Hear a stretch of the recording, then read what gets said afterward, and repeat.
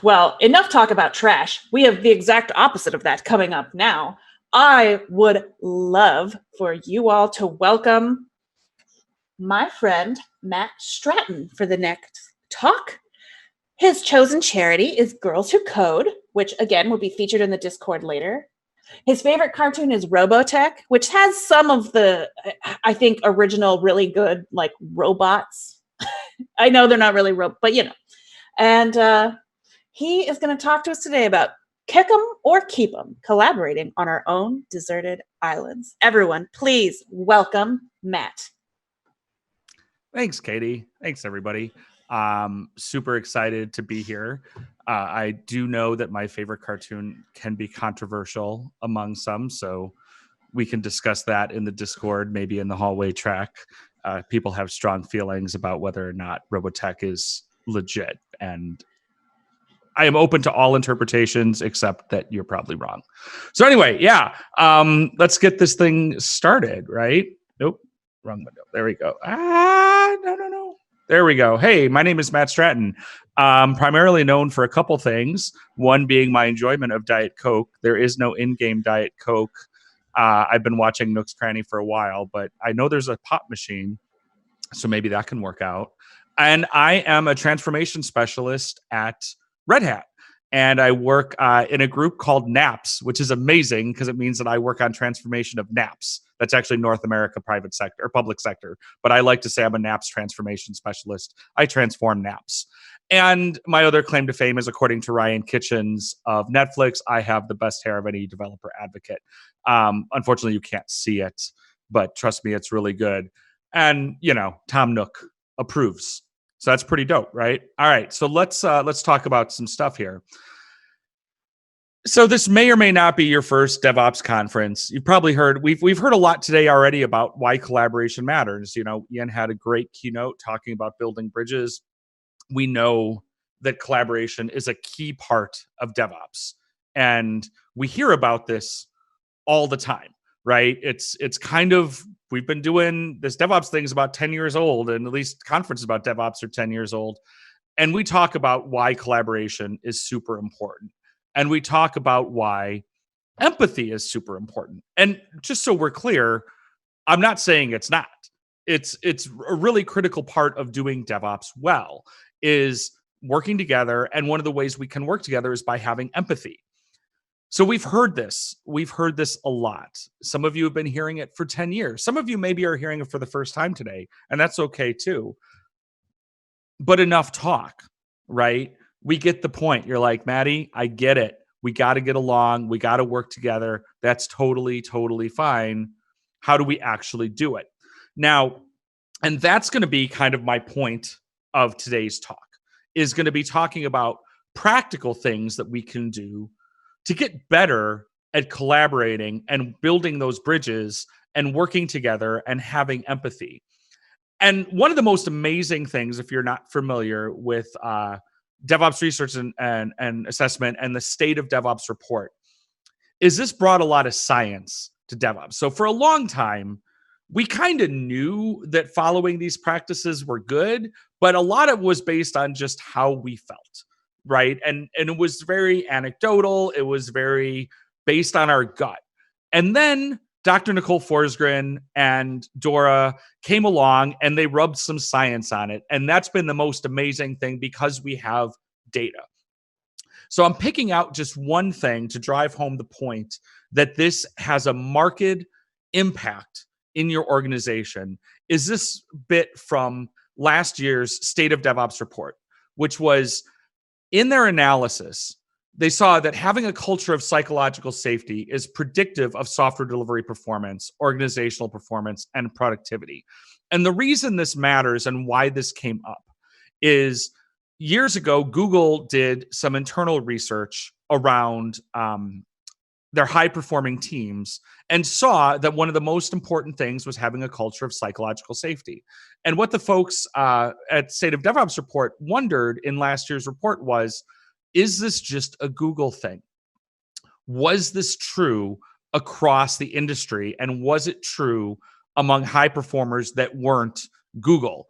And as you can see, and as they saw it, if you read the report, and I highly recommend it, you'll see that it was 100% true, not just for Google. So this matters.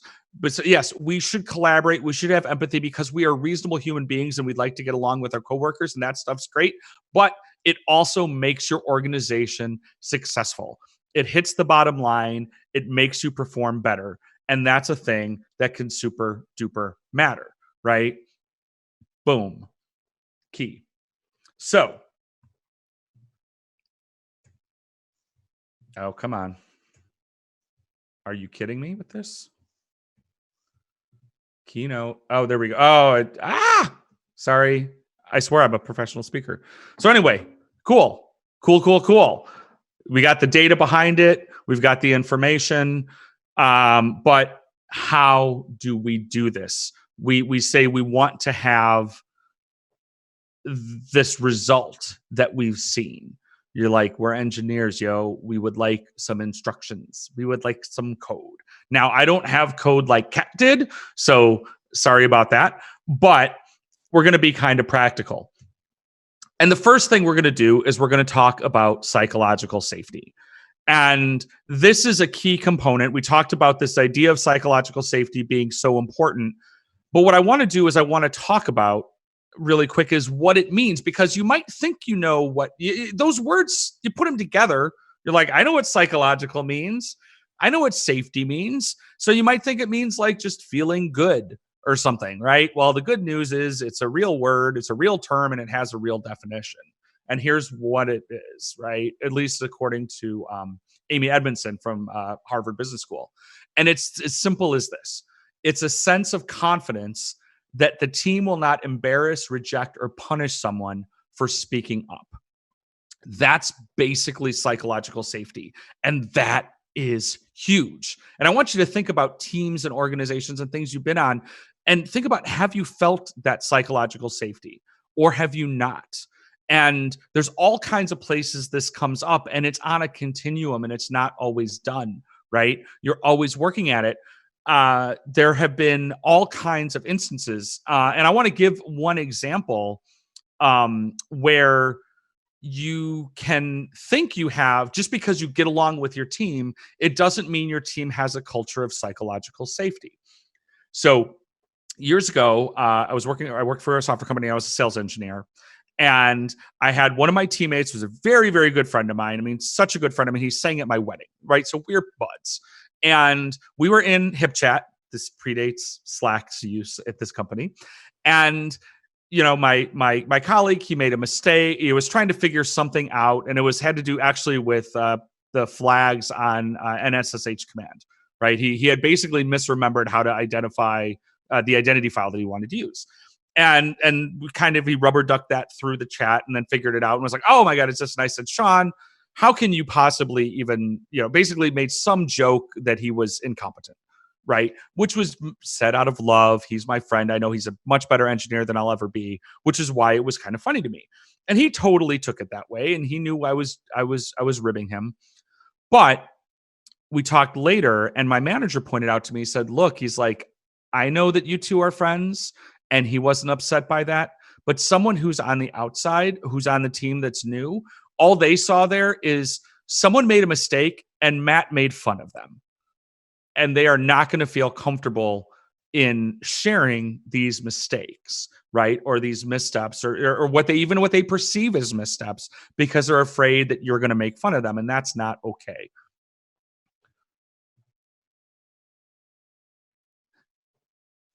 My argument for why the slides are bad is I had to get that animated GIF in, which means, see, there it goes. So anyway, here's the first thing to remember. No, this is the first thing to remember. Sorry about that. Is when to instill some of the things to do to instill psychological safety is approach conflict as a collaborator. You're not an adversary, right? So what we're trying to do when there is conflict is we are working together. We are a team, right? It's not about me winning. It's not about me being right. And we do this more than we think we do. Nobody thinks they act this way, by the way, right? Nobody thinks they're nobody thinks they're the villain of the story, including the villain. So we have to reframe this to ourselves and be very, very cognizant of that this is a team sport, right? When this is coming up, we're actually trying to get to a result. I'm not here to prove that I am smarter or was more right than my colleague.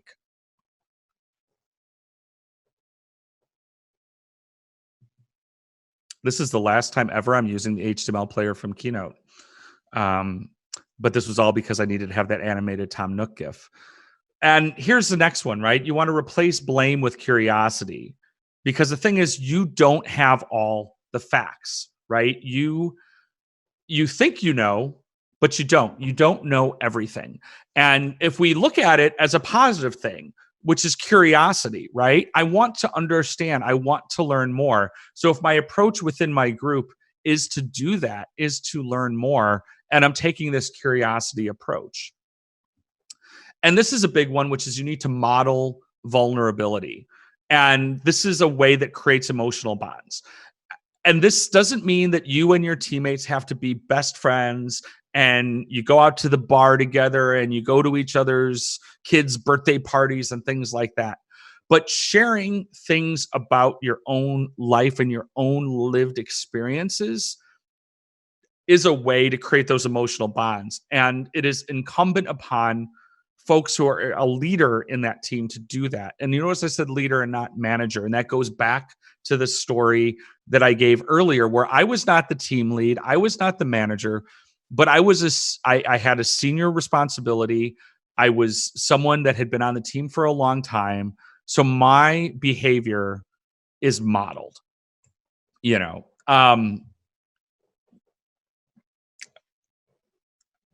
seriously, slide. Move forward. There we go. So we're going to talk a little bit now about the idea of blameless facilitation. So blameless, we hear a lot about blameless postmortems. We talk about them a lot. I know there's going to be even more conversation about them throughout the day. So I'm not going to go too much into why blamelessness matters, because again, we're kind of operating under the assumption that we get that, right? We want to go from a learning place. But what about if we're trying to run a conversation? Maybe it's running a meeting. Maybe it is a postmortem meeting. Maybe it's just a different kind of conversation. And I want to facilitate it in a blameless way. So what are some of the things we can do around that?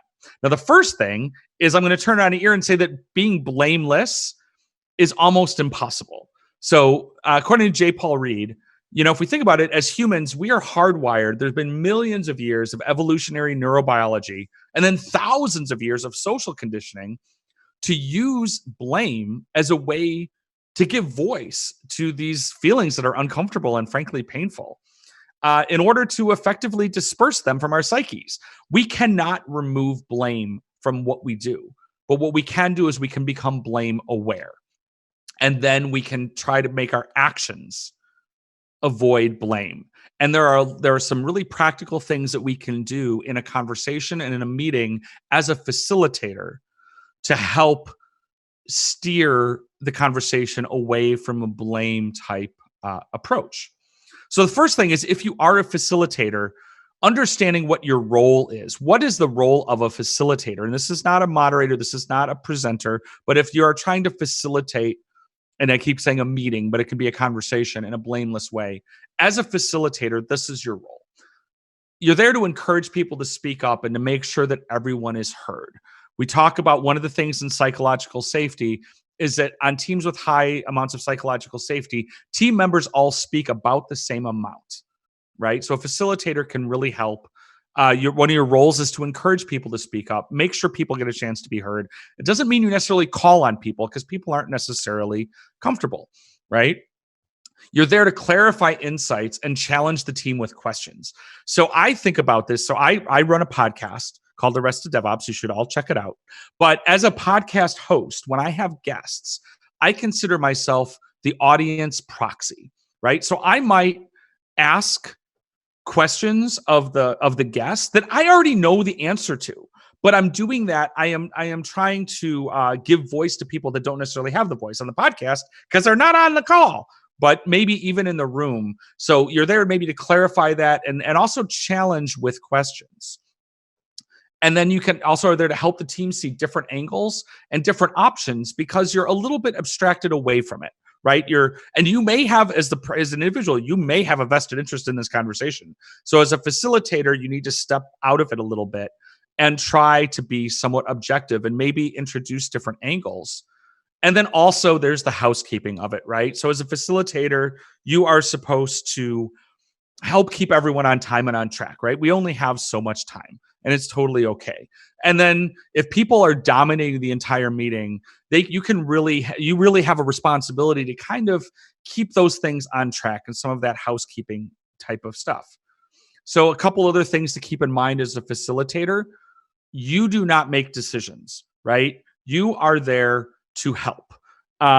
If you are also not there to take sides, you need to be as impartial as you can. So even though, now that being said, in your head, you totally know what you feel and what you think, and I'm not telling you to stop doing that kind of thing. You also need to try to speak as little as possible. And those of you who know me know that this is incredibly hard for me. And also, I know that my son Henry is watching this talk, and this would be very, very hard for Henry. So, Henry, we may need to work on making you a blameless facilitator. But everybody, it's a growth opportunity. But really, you're not a presenter. You're a shadow that guides discussion. You're not there to run the entire conversation. You're there to support and guide and help people be heard. And then finally, let's talk about conflict. Conflict is going to happen. So you notice I talk about de-escalating conflict, not removing conflict. It's going to happen, but it can be done in a way that feels safe. We can feel heard, and we can have even greater collaboration. So Marshall Rosenberg really put it this way, and I really kind of love this. He said, we don't seek compromise. We're looking to resolve the conflict to everybody's complete satisfaction. And I've told my kids before that a compromise is when none of us are happy. And that's actually maybe a little true. So that's why we're reframing away from the word compromise. Our goal is to resolve the conflict and have everybody be happy. Now, that doesn't mean you get what you wanted in the first place, right? So this is part of building a better understanding so that we are actually all completely satisfied with the resolution that occurs. My buddy Dave Shackelford has said, when you have conflict, you can pause things with force. So sometimes you just have to say, hey, chill out, take a step back. We need to pause and reset. But it's hard to make progress until people feel heard. There is a visceral physical response when you believe that your point of view has been understood and acknowledged. And you notice being understood and acknowledged does not mean it's necessarily agreed with, but you have been heard. We want to be heard. And remember that the other people want to be heard. And you know what? I would reinforce this with a slide that the stupid Keynote HTML player skipped, which one of the psychological safeties things was we communicate human to human and use the phrase just like me. This is where I would come back to that. I'm really upset that slide got missed. So we understand that we want to be heard. Other people want to be heard. They are humans just like me. Keynote heard me being mad at it, and now it won't let me advance my slide. This is the first time that my kids have watched me give a talk, so of course it's going exceptionally well. So when we think about nonviolent communication, which is this idea, there's 4 key components of nonviolent communication, which is a way of keeping conflict from escalating and getting ourselves to this better understanding. And Marshall Rosenberg is the one who created this idea of nonviolent communication. And this is around observations, feelings, needs, and requests. And we're going to go through these and see how we can actually implement this as an understanding when we are in a situation of conflict, whether it's with a teammate or even in your personal life. So the first thing is when we think about observations, what are observations? And these go in order, right? These go from we talk sometimes in DevOps, you hear us talk about this idea of columns, which is culture, automation, lean, measurement, and sharing. And we say the order doesn't matter because it's just that way because it spells a word. In this case, the order matters because each of these things are going to build upon each other. So we start with observations. So what's an observation? It's, as its name implies, what I observe. What I see, I hear, I remember, even what I imagine, but free from evaluation, right? Just the facts that does not or does contribute to my well-being, right? So what do I see when I see or hear? But the thing about the parts of nonviolent communication, it's not just the I part. It's also for me to understand what you observe, what you remember, what you see, free from my evaluations, that does or does not contribute to your well-being. So I start with the observations, right? When I see this happen, when this is a thing that I see happen, I hear these words, but those go into feelings. And we can't control our feelings, and trying to control or stop feelings is kind of a fool's errand. They're going to happen. What matters is what we do with them, and we have to acknowledge and understand and respect that they occur. So the feelings are how I feel. So it's an emotion or sensation, not thought, in relation to that thing that I just observed, right? So when I see this, I feel this, right? And then I need to put that into the frame for you as well. How are you feeling in relation to that observation from you? And those go into our needs. And the needs are so human, right? So this is what I need or value, but it's not a preference. It's not a thing that I like or prefer. And it's also not an action, which causes my feelings, right? So when I see this, I feel this way. I feel upset because I value being heard, because I value justice, right? Because I value Kubernetes. Okay, that's not a real one. And because I need root access. And then likewise, I need to be able to frame that and understand what you need or value, where that comes in. And then this comes into requests. This comes into the actual action. And requests are this. They are clearly requesting what would enrich my life without demanding, right? I'm not demanding this. It is a request. This word is intentional. And then I need to empathetically receive what would enrich your life without hearing it as a demand. And again, here, without hearing it as a demand, even if you demand it, I need to not hear it that way. That's really hard. So what about requests? What are they? This is the final thing. They're the concrete actions that I would like taken. Would you be willing to, right? When I see here this, I feel this way. Would you be, because of this thing, would you be willing to do this other thing, right? And then this is a little more empathetic, right? Would you like, I might have to, you might not give me the request. So I might need to volunteer some and say, would you like this to happen? Would you like this to occur? So to put a bow on it, right, here's what it boils down to. If you want to go fast, go alone. You can do things by yourself. I've got tons of GitHub repos where I am the only collaborator. And yes, I argue with myself in GitHub issues, and it is hilarious. And yeah, I can move a lot quicker when I'm the only one I have to convince of something. But if you want to go far, go together. So my name is Matt Stratton. These slides are available at speaking.mattstratton.com, along with some resource links that you might find interesting. Thank you very much for your time. You can find me on the Twitters. I'm at Matt Stratton. And I am so excited to be part of this event, and it is going amazingly well. So let's give it up for our organizers here. I can't believe how I almost said I can't believe how well it's going, but I can, because y'all are great. Thank you, Matt. That was great. Everyone, when you're done really thanking me, thank Matt for that amazing talk. I loved it. And also I'm really glad that Joey and Henry could make it today. They were This is what it took to get my kids to watch me give a talk, was put it in Animal Crossing. You know, we're here to help. So I want to remind folks that the speaker Q&A channel is where you can ask questions if you have them. But there's none moving at the moment. And I think when it comes to topics like this, I said this earlier to Mia, I think, but like oftentimes people don't ask questions right away because there's a lot to sort of digest, and it's very specific, right? Depending on your org, your team, etc. So, I've seen that, and it's being kind of a person who gives a lot of, I don't want to call them culture talks, but they're not as implementation heavy. Yeah. I actually had to reframe how I thought about the success of my talks, because I used to be, a measure was I would ask for if there were questions, and if there were a lot of questions, I felt like it was a good talk. Right. And what I found with a bunch of my talks is that I would get a lot of questions later in the day, because Yes. sometimes, and this is what I'm saying is, as an attendee, that's totally okay, because sometimes we need to marinate on things.